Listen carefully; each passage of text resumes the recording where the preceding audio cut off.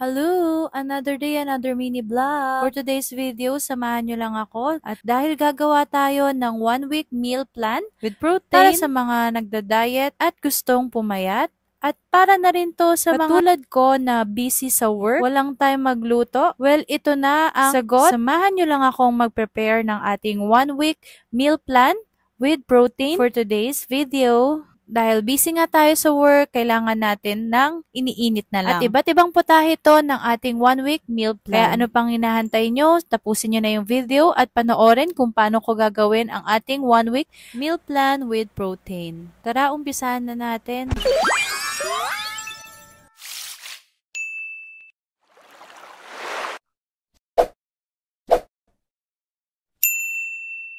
Una ko ang gagawin is ito, fried rice natin na may chicken breast. Siyempre first is hugasan natin at ngayon hihiwain na natin sila. Hiwain lang natin sila sa maliliit na cut. Hinati ko nga pala to sa dalawang putahe dahil marami naman itong chicken breast na nabili ko. Ilalagay natin siya sa malalim at dahil dito nga natin siya ibababad, naglagay ako ng magic sarap na toyo, garlic powder, pepper, and ibabad natin, haluin natin gamit ang kamay natin. Next naman, kunin na natin itong bell pepper na binili natin na color green. Hiwain lang natin sa maliliit. Isasama lang natin ito sa fried rice na gagawin natin para mas may lasa kasi mas gusto ko may bell pepper. Pero optional lang naman kung ayaw nyo ng bell pepper. Nag-init na nga ako neto at ilalagay ko na nga yung butter. Niluto ko na nga tong bell pepper at nilagay ko na rin tong mga mixed vegetables.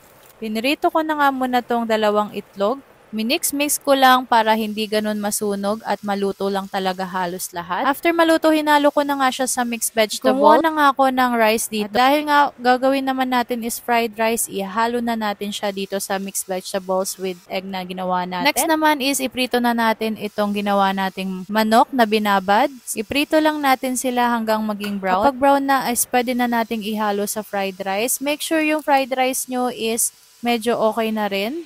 Ginamit ko nga palang rice dito is brown rice. May nabasa lang ako na hindi daw madaling masira kapag brown rice yung gamit mo. At ito nga pala yung pinamili ko last time na baunan. Kasi nga dito ko nga ilalagay yung mga gagawin nating meal plan.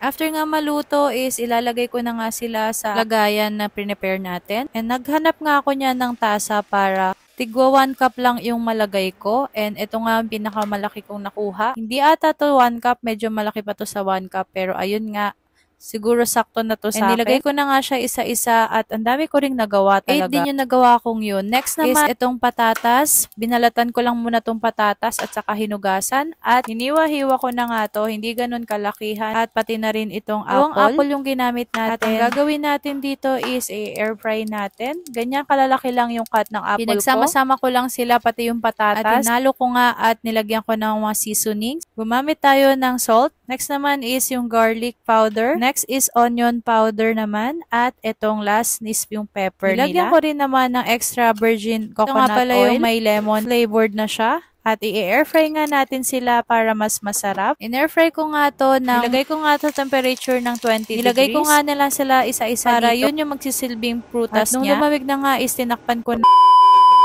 At natapos na nga tayo sa first na recipe natin, pangalawang recipe na to. Gumamit tayo ng 3 carrots dito at binalatan natin sila. Hiniwa ko nga pala to ng ganyang kaliliit. Kasi parang yung gagawin natin is parang menudo. At pinagsama ko na nga yung patatas at carrots. At nagluto na nga rin ako ng itlog dyan sa gitna nila. At ito na nga chicken, sinabay ko na rin dahil nga hinati ko nga sila para dito ko rin malagay siya. Ayan, tapos na tayo sa pangalawa nating recipe. So, sobrang dali lang na itong gawin. Nilagyan ko lang siya ng salt and pepper para maglasa. At ito, broccoli dahil wala naman tayong rice dyan. Pangatlong recipe naman na gagawin natin is salmon recipe nga pala ito. Bali, nag-cut na nga ako ng bawang niyan. Yung pagka-cut ng bawang sa gitna is natutunan ko lang sa TikTok. Next naman itong onion natin is balatan na rin natin siya. Isang onion lang yung ginamit natin. At ito na nga yung salmon na gagamitin natin. Hiniwa-hiwa ko lang siya na ganyan kalalaki. At gagamit nga tayo dito ng mga seasonings ulit.